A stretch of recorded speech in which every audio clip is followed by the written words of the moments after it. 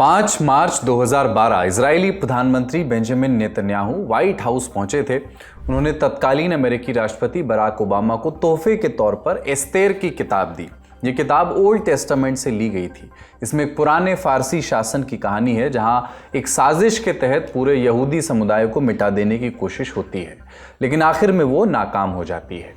Israeli अखबार हारेत्स के मुताबिक नेतन्याहू ने सीधे इशारा किया कि तब भी हमें मिटाने की कोशिश की गई थी। ये तोहफा एक संदेश था। यूँ समझिए कि मांग की जा रही हो कि मिस्टर प्रेसिडेंट हमें ईरान को ख़त्म करने में मदद कीजिए, इससे पहले कि वो ही हमें मिटा दे। लेकिन आज तो 21 मई 2025 है, फिर आज हम 2012 की बात क्यों कर रहे हैं बताएंगे, लेकिन पहले परिचय की रस्म। नमस्ते, अपन है कुलदीप और आप देख रहे हैं लल्लन टॉप का अंतर्राष्ट्रीय प्रसंगों से जुड़ा रोजाना का कार्यक्रम दुनियादारी। Brought to you by Candid, Sensodyne K and Sharda University. Candid dusting powder, 4 skin problems का एक expert solution. Candid dusting powder, हटा खुजली, लगा कैंडिड। हमने आपको तोहफे वाला किस्सा इसलिए सुनाया क्योंकि मुमकिन है कि नेतन्याहू अब की बार व्हाइट हाउस जाने की जहमत ना उठाएं और एक अमेरिकी राष्ट्रपति से मदद ना मांगें। दरअसल 20 मई को अमेरिकी न्यूज़ चैनल CNN ने एक रिपोर्ट छापी। बताया कि अमेरिका की खुफिया एजेंसियों के पास एक नई जानकारी आई है जिसकी बुनियाद पर दावा किया जा रहा है कि इजराइल ईरान के परमाणु ठिकानों पर हमले की तैयारी कर रहा है। CNN की रिपोर्ट के मुताबिक ये इनपुट कई अमेरिकी अफसरों ने देखा है। SLS और पैराबेन गॉन, तो उसका करंट ऑन। What then? इसके पोटेशियम आयंस करी टूट का करंट गॉन, लाइव का करंट ऑन। हालांकि ये साफ नहीं है कि इजराइल ने कोई अंतिम फैसला अभी इस पर ले लिया है या नहीं। खुद अमेरिकी अधिकारियों में भी मतभेद बताए जाते हैं। कुछ लोग मानते हैं कि हमला होगा, कुछ कहते हैं कि नहीं होगा। लेकिन ये इनपुट सिर्फ बयानों से नहीं निकला है। इजरायली नेताओं की निजी और सार्वजनिक बातचीत, उनकी इंटरसेप्टेड कॉल्स और इजरायली सेना की ज़मीनी हरकतों को मिलाकर के ये आकलन निकाला गया है। अमेरिकी एजेंसियों ने देखा कि इजरायली सेना एयर म्यूनिशन की मूवमेंट कर रही है, एयर ड्रिल्स कर रही है, यानी तैयारी चल रही है। CNN को एक सूत्र ने बताया कि हाल के महीनों में हमले की संभावना तेजी से बढ़ी है। उनका कहना था कि अगर अमेरिका और ईरान के बीच ऐसा कोई समझौता होता है जिसमें ईरान के पास थोड़ा भी यूरेनियम बचा रह जाता है तो इजराइल ज़रूर हमला करेगा। यही सबसे बड़ी चिंता है। आप सोच रहे होंगे कि अमेरिका और ईरान के बीच कौन सा समझौता हो रहा है। ये समझने के लिए हमें इतिहास के पन्ने पलटने होंगे, शुरू से कहानी शुरू करनी होगी। Where the software engineer meets the talented photographer, the world comes together at Sharda University. अगस्त 1945 का महीना था। जापान की 2 शांत और जीवंत बस्तियां हिरोशिमा और नागासाकी एक पल में राख बन गईं। अमेरिका ने लिटिल बॉय और फैट मैन नाम के 2 परमाणु बम गिराए। अमेरिकी विज्ञान की यह जीत थी, लेकिन इंसानियत की सबसे बड़ी हार। विश्व युद्ध का अंत हुआ और एक नए युग का आगाज हुआ। जीतने वाले देशों के बीच एक बात पर सहमति थी कि पिछले 6 साल के खून खराबे वाली कहानी दोहराई नहीं जानी चाहिए। इसी सोच पर बना संयुक्त राष्ट्र, यूनाइटेड नेशंस।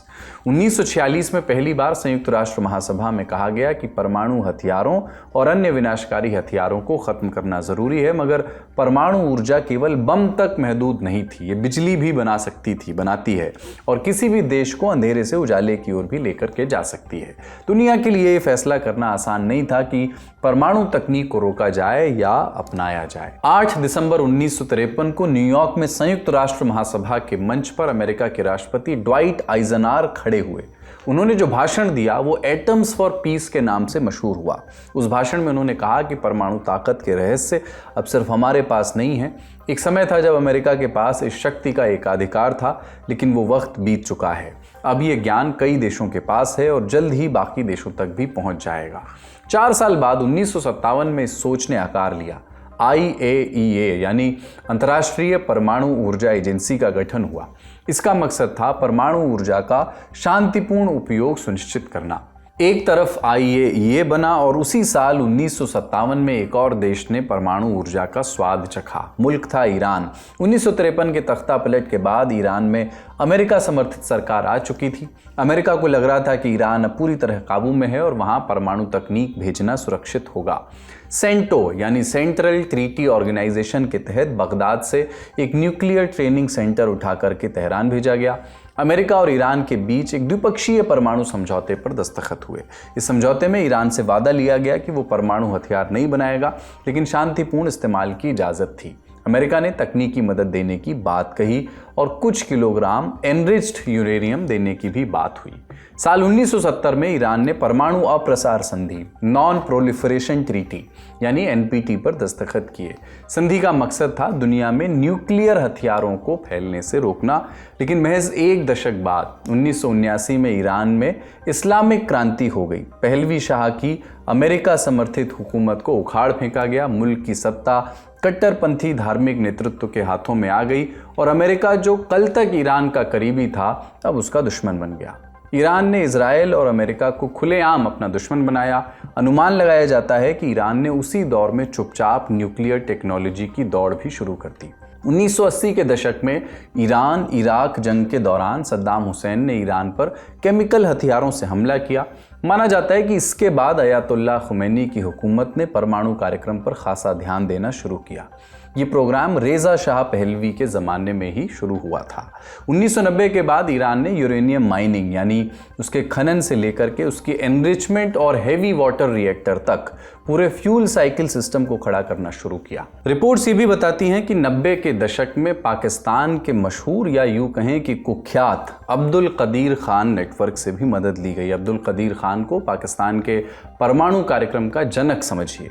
कदीर खान के नेटवर्क ने नॉर्थ कोरिया, ईरान और लीबिया को न्यूक्लियर टेक्नोलॉजी बेची थी। बहरहाल 2001 में ईरान में नतांज में एक विशाल फैसिलिटी की नींव रखी गई। ये 50,000 सेंट्रीफ्यूज संभाल सकती थी। बम बनाने के लिए यूरेनियम को एनरिच करना पड़ता है और इसके लिए सेंट्रीफ्यूज का इस्तेमाल होता है। 2002 में ये सब उजागर हुआ। इंटरनेशनल एटॉमिक एनर्जी एजेंसी यानी IAEA हरकत में आई। अमेरिका और यूरोपियन ताकतें सतर्क हो गईं। 2003 में अमेरिका की खुफिया रिपोर्ट और IAEA की जांच से एक चौंकाने वाला खुलासा हुआ। ईरान ने अपने हथियार से जुड़े हुए प्रोग्राम को रोक तो दिया था, लेकिन यूरेनियम एनरिचमेंट और बाकी इंफ्रास्ट्रक्चर पर काम लगातार चल रहा था। ब्रिटिश इंटेलिजेंस का दावा है कि बाद के सालों में हथियारों से जुड़ी रिसर्च दोबारा शुरू भी हुई। 2005 में राष्ट्रपति बने महमूद अहमदीनेजाद, बातचीत फिर से रुक गई। 2009 में कोम के पास फोर्डो नाम की एक नई गुप्त साइट मिली। IAEA ने माना कि वहां 5% से ज़्यादा यूरेनियम एनरिच करने की तैयारी हो रही थी और ये साइट इतनी सुरक्षित थी कि मिसाइल हमलों से भी शायद ही कोई नुकसान हो। पश्चिम की बेचैनी और बढ़ गई। इन सब के बीच कुछ अहम सवाल हमेशा हवा में लटके रहे। क्या ईरान वाकई परमाणु हथियार बनाना चाहता है? क्या ईरानी हुक्मरानों ने वाकई एटम बॉम्ब बनाने का फैसला किया है? क्या बस इतना भर कि ज़रूरत पड़ी तो कभी भी बना सकते हैं? क्या वो इस स्तर पर रुकने को तैयार हैं जहां से हथियारों की दिशा में आखिरी कदम ना उठाना पड़े? इन सवालों के जवाब किसी के पास नहीं थे और इसीलिए अमेरिका और यूरोपियन ताकतों ने तय किया कि इससे पहले कि ईरान आगे बढ़े उसे वहीं रोक दो, ताकि इन सवालों के जवाब देने की ज़रूरत ही ना पड़े। इसके लिए सबसे आसान तरीका था आर्थिक पाबंदियां लगाना, इस मकसद से कि या परमाणु कार्यक्रम रोका जाए या कम से कम बातचीत की मेज़ पर ईरान आए। यही रणनीति आज भी जारी है। इन पाबंदियों का असर भी हुआ। 2015 में बराक ओबामा के कार्यकाल में पहली बार कोई बड़ी कामयाबी मिली। अमेरिका, रशिया, चीन, ब्रिटेन, फ्रांस और जर्मनी ने मिलकर के ईरान से एक ऐतिहासिक समझौता किया जिसे JCPOA यानी joint comprehensive plan of action कहा गया। इसके तहत ईरान ने परमाणु कार्यक्रम को सीमित किया, एनरिचमेंट को 3.67% पर रोक दिया गया और शुद्ध यूरेनियम के स्टॉक को 300 किलो तक सीमित कर दिया गया। बदले में उस पर लगे कई प्रतिबंध हटाए गए, अर्थव्यवस्था सुधरने लगी, लोग राहत महसूस करने लगे। मगर साल भर भी न बीता था कि अमेरिका में डोनाल्ड ट्रंप राष्ट्रपति बन गए। उन्होंने इस डील को वर्स्ट डील एवर बताया। 2018 में उन्होंने अमेरिका JCPOA से अमेरिका को बाहर उन्होंने निकाल दिया। सैंक्शंस दोबारा लगे और ईरान ने भी धीरे धीरे समझौते की शर्तें तोड़नी शुरू कर दी। 2015 में जो समझौता हुआ उसमें साफ लिखा गया कि ईरान अपने परमाणु कार्यक्रम पर निगरानी की इजाज़त देगा, कैमरा लगेंगे, इंस्पेक्टर आएंगे। मगर पिछले कुछ साल में ईरान ने एक एक करके उन शर्तों को ढीला करना शुरू कर दिया। वॉल स्ट्रीट जर्नल की रिपोर्ट के मुताबिक सबसे पहले आईएईए को जानकारी देना बंद किया गया, फिर उन साइट्स से कैमराज हटा दिए गए जो ईरान के न्यूक्लियर इंफ्रास्ट्रक्चर के सबसे अहम हिस्से थे, और फिर धीरे धीरे आईएईए के निरीक्षकों को ही कई ठिकानों से बाहर कर दिया गया। नतीजा ये हुआ कि सितंबर 2023 के बाद से आईएईए खुद मान चुकी है कि अब उसके पास ईरान की परमाणु गतिविधियों की कोई पूरी और भरोसेमंद तस्वीर नहीं है। एजेंसी आज भी ये नहीं कह सकती कि ईरान का प्रोग्राम वाकई शांतिपूर्ण है या नहीं। आईएईए की सबसे हालिया रिपोर्ट बताती है कि अब ईरान 60% तक यूरेनियम एनरिच कर चुका है, जबकि बम बनाने के लिए 90% की शुद्धता चाहिए होती है। इसके अलावा ईरान के पास इस वक्त 8,294 किलो एनरिच्ड यूरेनियम है, यानी बम बनाने की सारी ताकत उसके पास है, बस एक उसको इरादा चाहिए। ईरान ये सब कुछ कर ही रहा था कि अमेरिका को डील से बाहर निकालने वाले डोनाल्ड ट्रंप जनवरी 2025 में दोबारा राष्ट्रपति बन गए। फरवरी में उन्होंने ईरान पर आर्थिक प्रतिबंध लगाए, फिर से परमाणु डील करने की बात शुरू की। इसके बाद ट्रंप ने लगातार ईरान को बमबारी की धमकी देनी शुरू कर दी। 7 मार्च को उन्होंने ईरान के सुप्रीम लीडर अली खामेनेई को एक चिट्ठी भेजी, परमाणु डील की पहल की। अमेरिकी न्यूज़ ऑर्गेनाइजेशन एक्सियस ने सूत्रों के हवाले से दावा किया कि इस खत में ट्रंप ने ईरान को डील के लिए 2 महीने का वक्त दिया, यानी डील ना हुई तो बमबारी होगी। 26 मार्च को ईरान ने ट्रंप के खत का जवाब भेजा ओमान के जरिए। 7 अप्रैल को व्हाइट हाउस पहुंचे इजरायली प्रधानमंत्री बेंजामिन नेतन्याहू। उनके साथ एक प्रेस कॉन्फ्रेंस के दौरान ट्रंप ने ऐलान किया कि ईरान बातचीत के लिए तैयार है। न्यूयॉर्क टाइम्स ने 10 अप्रैल को एक रिपोर्ट छापी थी। इसके मुताबिक ईरान के सुप्रीम लीडर अयतुल्लाह अल खमेनी को उनके ही करीबी अफसरों ने वार्ता के लिए, बातचीत के लिए मजबूर किया। उन्हें समझाया कि अगर बातचीत नहीं हुई तो न सिर्फ अमेरिका और इसराइल से हमले होंगे, बल्कि मुल्क के अंदर आर्थिक तबाही भी आएगी, अवाम की बगावत भी भड़क सकती है। खामेनेई इस वजह से तैयार हुए। 12 अप्रैल को ओमान में दोनों देशों के बीच पहली बैठक हुई। इसके बाद से दोनों देश कई बार अलग अलग जगहों पर मिल चुके हैं, लेकिन डील की संभावना अब तक दिखाई नहीं दे रही। रिपोर्ट्स के मुताबिक अमेरिका चाहता है कि ईरान अपना यूरेनियम एनरिचमेंट पूरी तरह बंद कर दे, और ईरान इसके लिए तैयार नहीं है। ईरान के सुप्रीम लीडर अयतुल्लाह अल खमेनी ने कहा है कि ईरान यूरेनियम संवर्धन, यूरेनियम एनरिचमेंट बंद नहीं करेगा। और अब इस पूरी कहानी में एक तीसरा कोण जुड़ गया है, ट्रंप और बेंजामिन नेतन्याहू के रिश्तों का। ट्रंप पिछले हफ्ते मिडिल ईस्ट दौरे पर गए थे। इस दौरे में हर मोड़ पर इजराइल साइडलाइन था। ट्रंप इस बार इजराइल नहीं गए। उनका पूरा फोकस खाड़ी के अमीर देशों सऊदी अरब, कतर और यूएई के साथ मोटी मोटी व्यापारिक डील्स पर था। इसी दौरे पर ट्रंप ने एक बड़ा फैसला लिया। उन्होंने सीरिया पर से सभी अमेरिकी सैंक्शंस, सभी अमेरिकी पाबंदियां हटा दी। दमिश्क की नई सरकार से रिश्तों के नॉर्मलाइजेशन की बात की, जबकि इस नई सरकार पर इजराइल अभी भी जिहादी तमगा लगाता है। इसके अलावा डोनाल्ड ट्रंप ने हूतियों पर भी बमबारी रोक दी, लेकिन इजराइल से उसकी लड़ाई अब तक नहीं थमी है हूतियों की। इजराइल ने यह सारा तमाशा चुपचाप देखा। इसी वक्त उसने गजा पर अपने हमले बढ़ा दिए। उस वक्त ट्रंप यूएई में थे। अबू धाबी में ट्रंप ने गजा को लेकर के बयान दिया। उन्होंने कहा कि गजा में लोग भूख से मर रहे हैं, हम इसे संभाल लेंगे। कुल जमा बात यह कि बाहर से यही दिख रहा है कि ट्रंप और नेतन्याहू के रिश्तों में कुछ दरार आ रही है, और इन्हीं खबरों के बीच सीएनएन ने ये रिपोर्ट छापी है जिसका जिक्र हमने आपसे शुरू में किया। पिछले महीने भी इजराइल की प्लानिंग को लेकर के इसी तरह की रिपोर्ट सामने आई थी। 16 अप्रैल को न्यूयॉर्क टाइम्स ने सूत्रों के हवाले से दावा किया कि इजराइल ईरानी न्यूक्लियर साइट्स पर हमले को तैयार बैठा था। उसने मई महीने में अटैक की प्लानिंग की थी, लेकिन ट्रंप ने इजाज़त नहीं दी। इसके 2 दिन बाद 19 अप्रैल को रॉयटर्स ने भी एक रिपोर्ट छापी। सूत्रों के हवाले से दावा किया गया कि इजराइल ट्रंप की मनाही के बाद भी हमले की प्लानिंग कर रहा है। ऐसे में हमें सीएनएन की इस रिपोर्ट को कितनी गंभीरता से लेना चाहिए? क्या इजराइल ट्रंप की मंजूरी के बगैर ईरान पर हमला कर सकता है?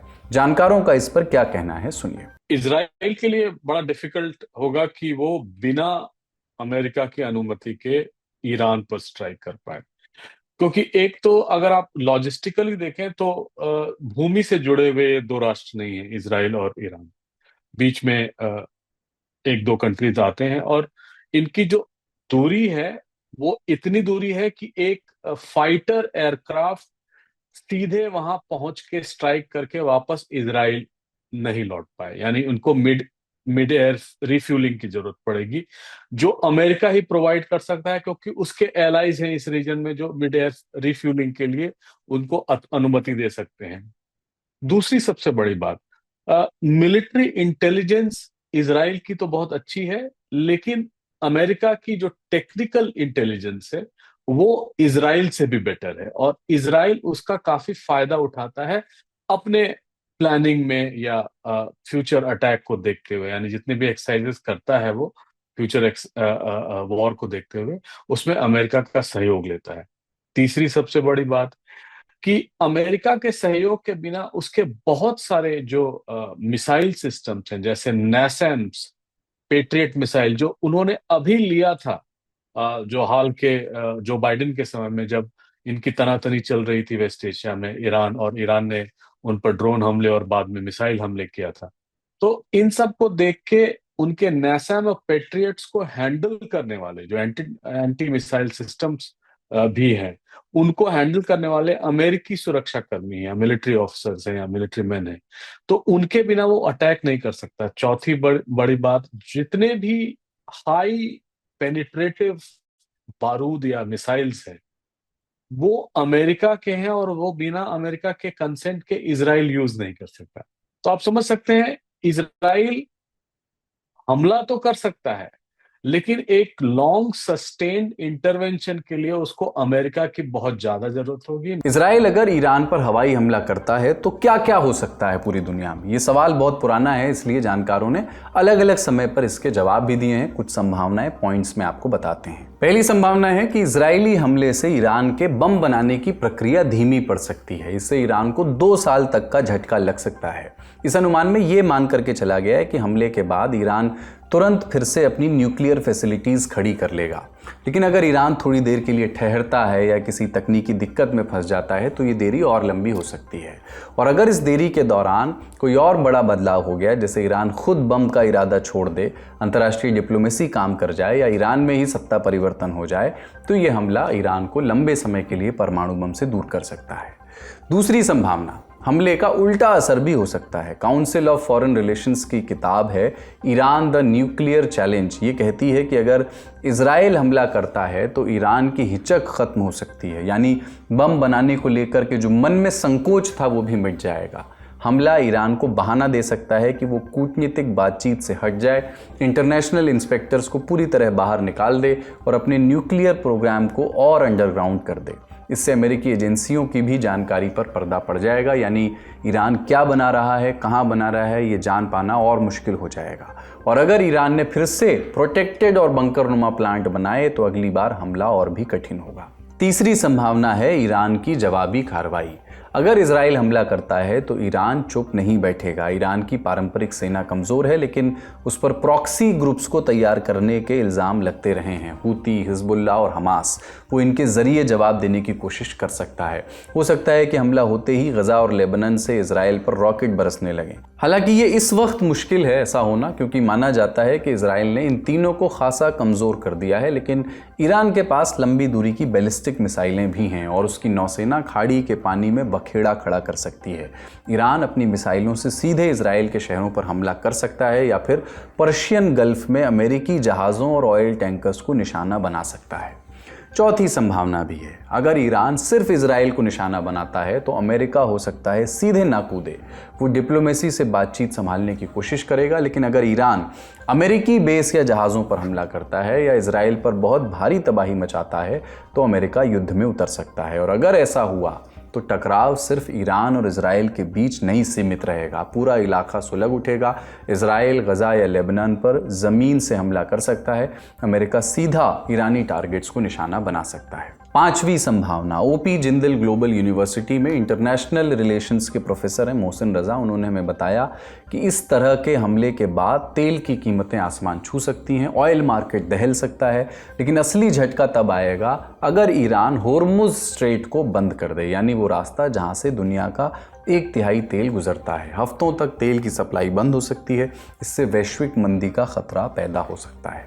5 संभावनाएं तो हमने आपको बताई, होने को और भी बहुत कुछ हो सकता है। यानी साफ सीधी बात यह है कि ये चेस का गेम नहीं है। इजराइल का हमला ईरान को पीछे तो धकेल सकता है, लेकिन उसका खर्च भी बहुत बड़ा हो सकता है। बहरहाल अगली खबर पर बढ़ते हैं जो इजराइल से ही जुड़ी है। उसके विरोध में अब पश्चिमी देश भी खुलकर के सामने आ रहे हैं। ब्रिटेन ने इजराइल के खिलाफ कड़े कदम उठाए हैं। पहला, इजराइल के साथ ट्रेड एग्रीमेंट पर होने वाली बातचीत पर स्टे लगा दिया है। दूसरा, वेस्ट बैंक के यहूदी बस्तियों में रहने वालों पर प्रतिबंध लगाए गए हैं। तीसरा, ब्रिटेन में इजराइल की राजदूत जिपी होटोवली को फॉरेन ऑफिस में बुला करके चेतावनी दी गई। एक दिन पहले ही ब्रिटेन, फ्रांस और कनाडा ने एक संयुक्त बयान जारी करके इजराइल को गजा में जंग रोकने की बात कही थी और ऐसा न करने पर कार्रवाई की भी चेतावनी दी थी। ये सख्ती तब दिखाई गई है जब बीते कुछ दिनों से गजा में हालात बेहद दूभर होते जा रहे हैं। रॉयटर्स की रिपोर्ट के मुताबिक पिछले 8 दिनों में गजा में 500 लोगों की मौत की पुष्टि हुई है। इजराइल ने गिदोन चैरियट्स नाम से एक नया ऑपरेशन चलाने का ऐलान किया है। उसने गजा में पिछले 3 महीनों से सप्लाई चेन को भी ब्लॉक कर रखा है, जिससे भूखमरी की आशंका बढ़ गई है। ये था हमारा बड़ी खबर सेगमेंट। अब सुर्खियों की बारी। पहली सुर्खी यूरोपियन यूनियन से जुड़ी है। अमेरिका की तर्ज पर यूरोपियन यूनियन ने भी सीरिया से प्रतिबंध हटा दिए हैं। विदेश मामलों की डिप्लोमेट हैं उनकी काजा कैलास, उन्होंने सोशल मीडिया एक्स पर लिखा कि हम सीरिया में दोबारा शांति लाने के लिए उसके पुनर्निर्माण में मदद करना चाहते हैं। वहीं रशिया पर इसके उलट नए सैंक्शंस लगाए गए हैं। यूरोपियन यूनियन और ब्रिटेन दोनों ने मिलकर के रूसी जहाज़ों पर रोक लगाई है। ये जहाज़ गैर कानूनी तरीके से तेल लेकर के जाते रहे हैं। आरोप है कि रूस अपने शैडो फ्लीट जहाज़ों का इस्तेमाल तेल और गैस ले जाने या फिर चोरी किए हुए यूक्रेनी अनाज को ले जाने के लिए करता है। ये फैसला तब आया है जब अमेरिकी राष्ट्रपति डोनाल्ड ट्रंप ने पुतिन से फ़ोन पर बातचीत की थी। संभावना जताई जा रही थी कि उससे कोई बेहतर खबर आएगी, लेकिन ये बेनतीजा निकली। दूसरी सुर्खी है भारतीय लेखिका बानो मुश्ताक को कहानियों की उनकी किताब हार्ट लैम्प के लिए साल 2025 का अंतर्राष्ट्रीय बुकर पुरस्कार मिला है। ये अवार्ड पाने वाली वो दूसरी भारतीय हैं। इससे पहले 2022 में गीतांजलि श्री को उनके उपन्यास रेत समाधि के लिए पुरस्कार मिला था। इस अवार्ड के नियमों के मुताबिक किताब का अंग्रेजी में होना ज़रूरी होता है, भले ही वो मूल रूप से किसी भी भाषा में लिखी गई हो। लेकिन हार्ट लैम्प का अंग्रेजी में ट्रांसलेट करने वाली दीपा भारती को भी ये अवार्ड मिला है। वो इंटरनेशनल बुकर प्राइज़ पाने वाली पहली भारतीय ट्रांसलेटर हैं। हार्ट लैम्प किताब की बात करें तो ये छोटी छोटी कहानियों का संग्रह है। कुल इसमें 12 कहानियाँ हैं। दूसरे दिन की सुनवाई में वक्फ संशोधन अधिनियम का मामला कहां तक पहुंचा और छत्तीसगढ़ के अबूझमाड़ में नक्सलियों के खिलाफ सबसे बड़े ऑपरेशन की पूरी कहानी जानने के लिए आज का दी लैलेंट टॉप शो जरूर देखिए। आज का दुनियादारी यहीं समाप्त होता है। शुक्रिया, शुभ रात्रि।